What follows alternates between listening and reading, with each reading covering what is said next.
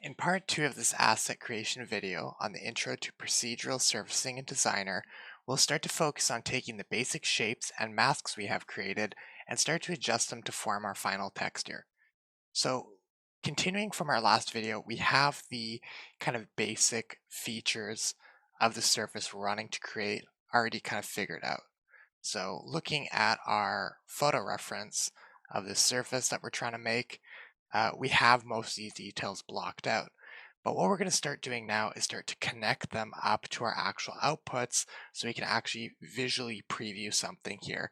I've changed this now to a plain high res, and I also changed the background to a different HDRI environment so we can just see the highlights a little bit better and kind of judge it a bit easier. Now, by default, all these are just connected up to some base colors. What we're going to do is create a base material. So we're going to press Tab and go and create a material, and we can just create the base material and just connect this up to base color, normals, all the way down to the bottom. This is a placeholder for now. We're going to start to replace these outputs slowly. So I can delete all these empty nodes now that was connected to. And now we just get a kind of flat surface here. We're going to go into our base material. It's not a metal surface, so we'll put its metallic to 0.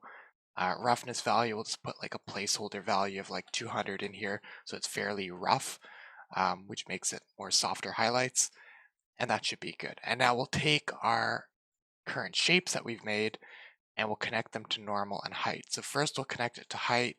To connect it to normal, we'll have to convert that black and white map to a normal map. So we can do something like normal Sobel, and that will turn our height map, our black and white values, into like a fake normal map. Now, normal map fakes the normals or the angles of the surface based on the texture or the pixels. So pretty much what a normal map does is each one of these colored pixels is defining a different angle, and when that gets fed into the normal map slot here, it tricks the way that lighting shades that surface. It tricks into thinking there should be shadowing, there should be like an angle here on how it's shaded, really when it's not. The surface remains flat, but it's just faking the normal angles or the normals of that surface. So it gives it this illusion of additional details. So here we can see our patterns start to show up. What we're also going to do to make sure that we're getting the right shape on our textures and that they define and react to light correctly is that we're going to go here to our materials, default physically metallic roughness material, and go to tessellation. And on the tessellation tab, we're going to turn the scale up, and it will actually push the surface out. And I'll put the tessellation factor really high just so I could see it better. Maybe I'll push it out with an intensity of like 2 or something. And we can see that the shapes being formed here don't look right. Like that doesn't look like what my reference photography looked. Even these dots here are going in instead of pushing out. If we look at the original image, those should be pushing out. And there should be a taper of this circle pushing out, not just a totally 90-degree angle. So we need to start fixing those things. So let's first fix these dots around the top and get them to push outwards. So those are defined here in the inset grip frame that we made. And I'm going to expand this out a bit and just give it a bit more room to add. And all we're going to do is invert it because right now it's pushing in. So I'll add an invert grayscale. And now it flips it, and then we'll do like a bit of a blur to give it a bit of a soft edge. So we'll do a blur HQ grayscale, very subtle amount of blur. There's many different ways we could do this, but it's just a quick and easy way. So now there's a bit of a blur on the edge, be a little bit more. And then I can connect that to the blend. And now it's pushing out, but then our circle goes away because now we just have that. It's kind of the white area around this is canceling out that. So what we'll do is we'll change this. Well, we could change it to a different blend mode, but I'll leave it as subtract, but I'll change it so that the opacity is less. And that way it just ends up being this tiny little indent on the top. that we see now. Maybe a little bit more. And there we go.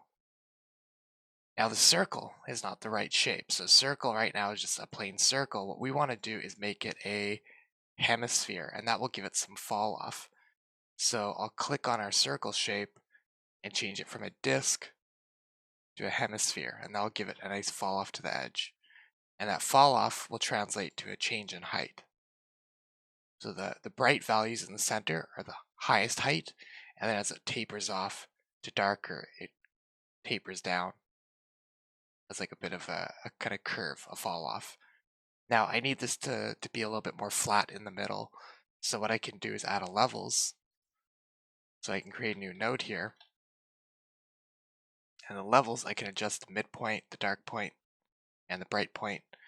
And by doing that, I can adjust this curve to maybe define the shape that I want a little bit better.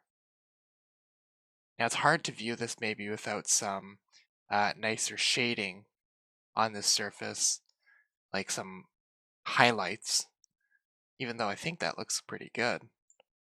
So we're going to start changing that next, but first we'll just make sure that these areas now poking out aren't as strong either.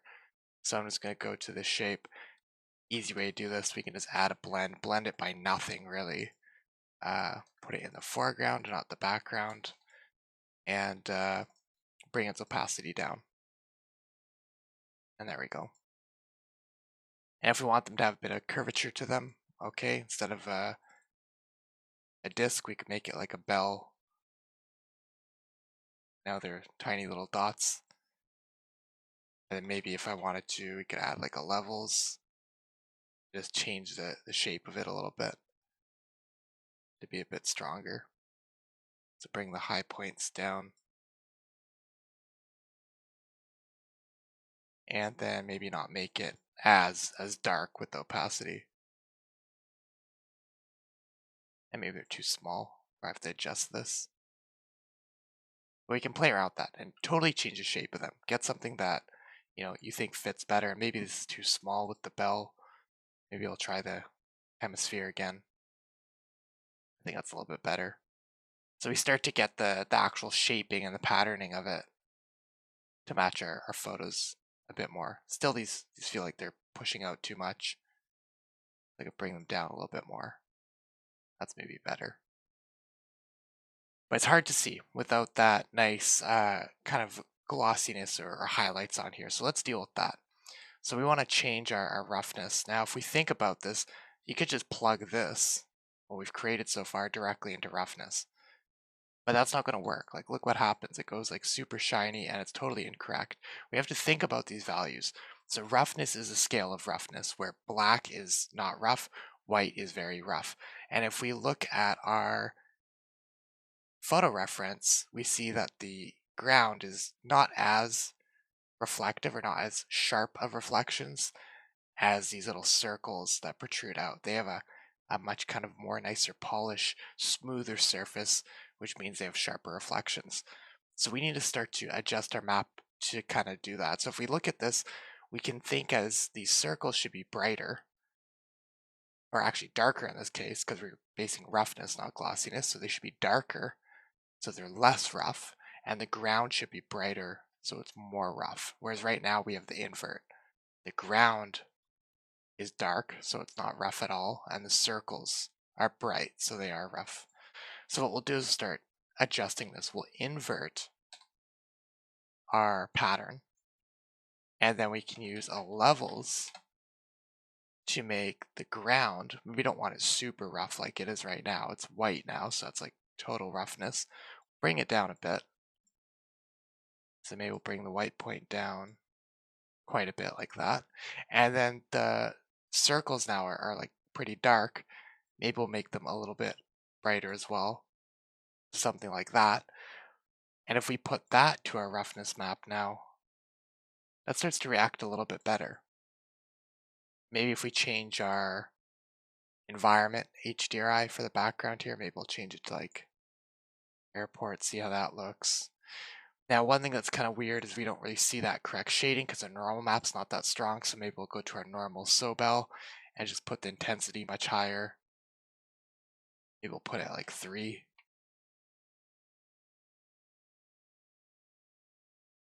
Starts to look a little bit better. Let's try changing the lighting around a bit just to make sure we're getting the right kind of values we expect. So that's not too bad. That's starting to look a bit better. And if I look at these circles from top down, maybe we need to adjust this a little bit more and make them a little bit more glossy or less rough, so you get a nice sharper highlight on them.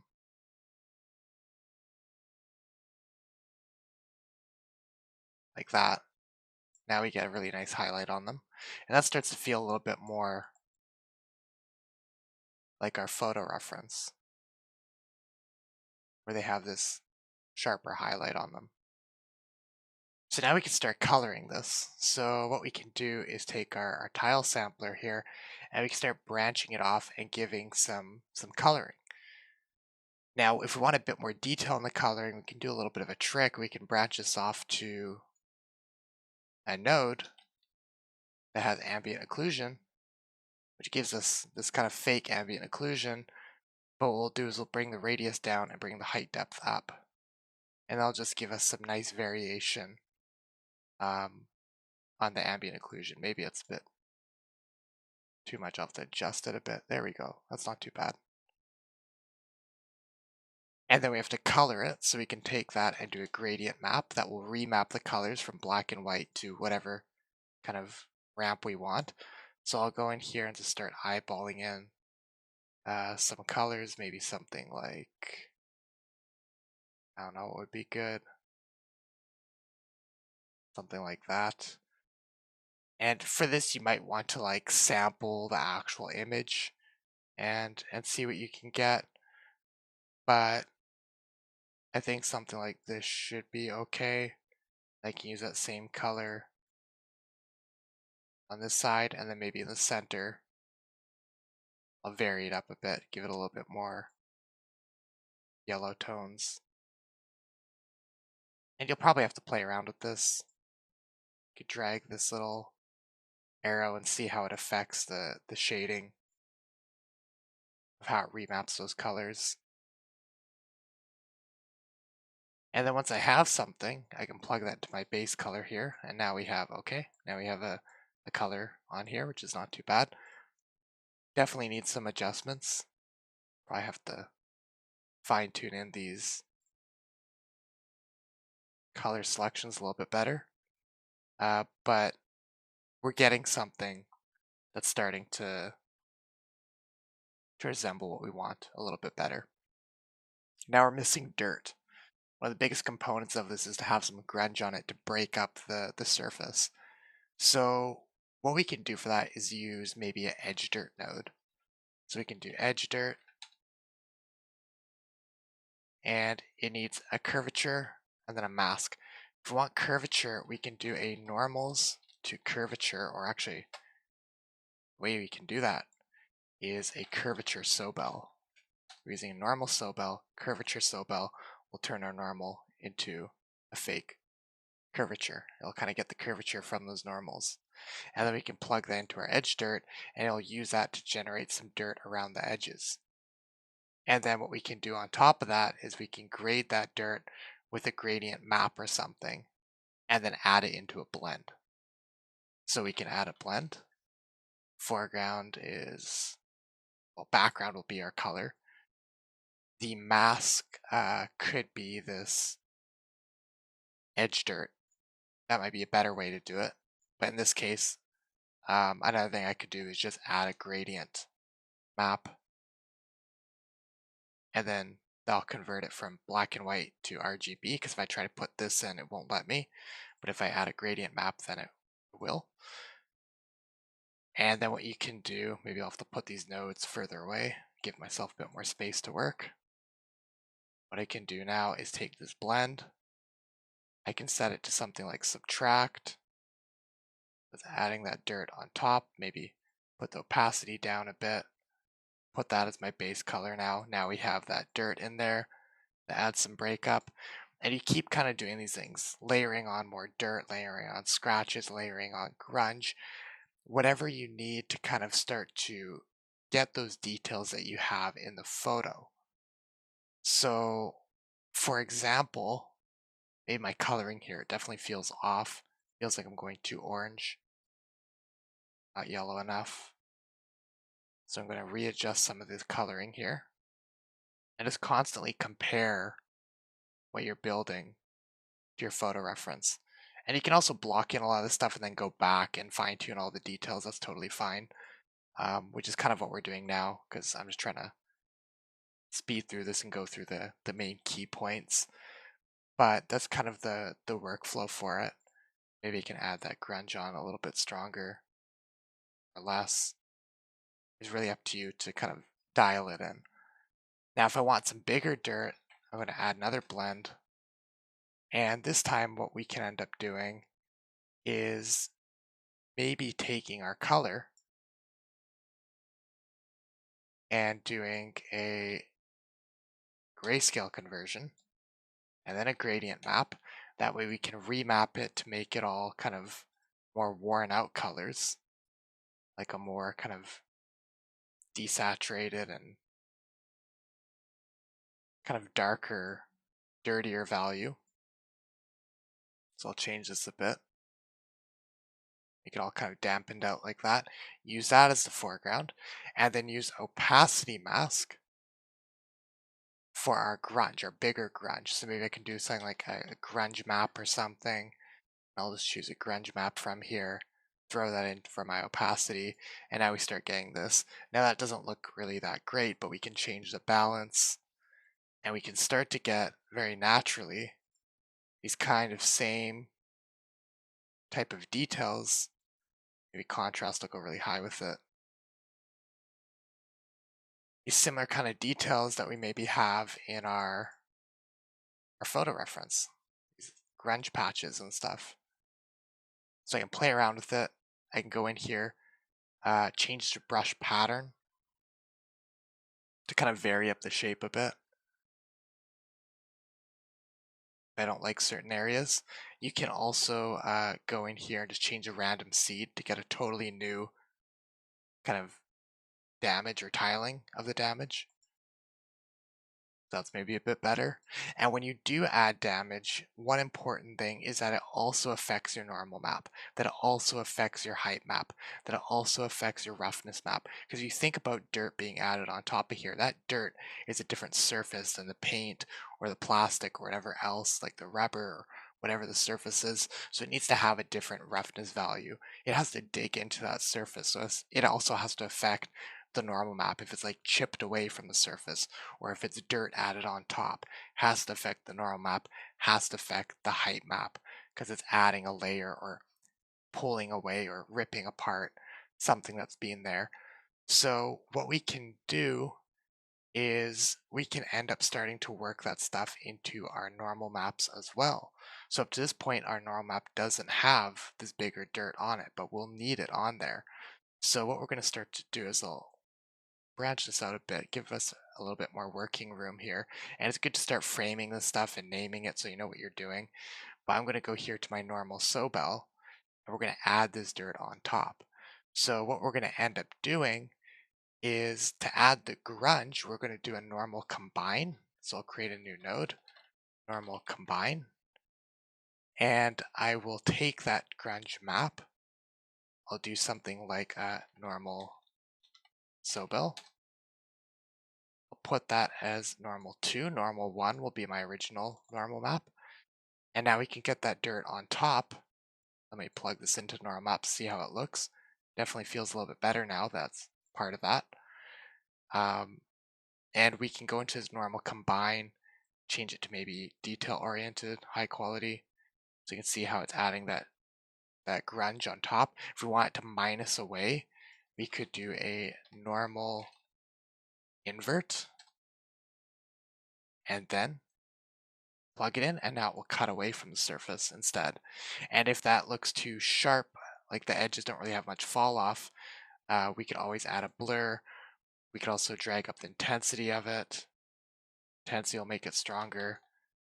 Maybe do a blur HQ or something before I put it into the normal Sobel. Be too blurry now, but I'll pull that down a bit. And you can do these things to kind of help out with that, make it read a little bit better. You may also want to do it to your mask, like use that as your new mask with a little bit of a taper to it, depending whatever looks better. So that sometimes might help, doing something like that. So now you have that grunge on top, and then to get that grunge affecting in our actual height map as well, we'll have to do that. So same kind of thing. Our height map is just black and white, so it'll be very easy. We can just add a blend. Oops. Click down here and re-add that blend. We'll take our image for the foreground, we'll add that grunge. We'll put that as our new height. Right now it's not blending in any way, it's just putting it on top. I'll set it to maybe like a subtract. Now it's cutting away. And then we can adjust its opacity, and we can determine if that dirt is cutting away from the surface, or if we want it on top of the surface. Instead of a subtract, we can do an add. And now if we add more opacity, it's actually adding to the surface. Maybe I'll do it before I did that blur for the normal map. I think it's maybe a bit better when it's sharper, so maybe I won't go with that blur. And you can see here now it's like really spiky. I'll pull the opacity down, and now it's pushing out. Or if I want it digging in, subtract. Now it's digging in. So you can start to do that to kind of make your surface more detailed, and to start layering more details on top. And if I change this maybe to a sphere, start to see it. Not too bad. We're starting to get a pretty cool looking surface. Yes, it's not having all the details and stuff that our photo has yet, and not dialed in as nicely, but you can start to see how you can start to form the shapes. Once you have those shapes, you can start to add the grunge, add the other details, work from the bigger shapes to the smaller shapes. And then sooner or later, you'll end up with something that's quite successful. I think the most important thing is to make sure that you name your nodes in frames as you go along so you don't get lost. We started out really organized. You can see how it gets messy really quick. So you might want to just branch this out a bit and start putting these in different framed groups so that when you start adding more of these details, you don't get lost in your own work. So once you start doing that and you start building up something more detailed, you really will start to get a better looking texture. So that's kind of the next thing to do, is start looking at the reference, start figuring out like, okay, it looks like there's little bits of rocks and things jammed in here as well, and start working all those details into it. You can even go as far as like, oh, some of these have like a little bit of a lip around the edge and it looks like they dip in a little bit. So you can work that in as well, but that's maybe a bit excessive. But you want to aim at the bigger details and work your way down to the smaller details until you're happy with the surface. If you want to see this process in more detail, if you're also part of the Patreon that you can find in the comments section, you will get access to kind of a little bit of a write-up on this and kind of how you can start to add some more detailing to certain areas. So definitely, if you're part of that, you might want to go grab this PDF that will be released after all these videos are done. That will help kind of lock in how you can add more of that grunge, dirt, and extra detailing to get a pretty good looking surface. So you can see all that and more if you're part of the Patreon. And if you're not and you still enjoy these videos, it'd be very much appreciated to also like and comment on the video down below. Don't forget to subscribe and let me know what other content you'd like to see.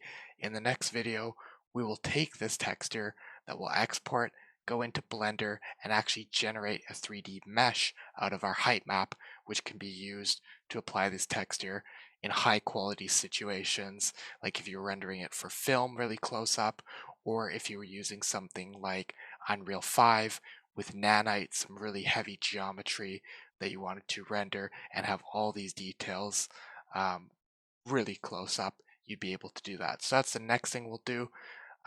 We'll start taking a look at how we can take these textures, export them, and turn them into actual geometry through Blender.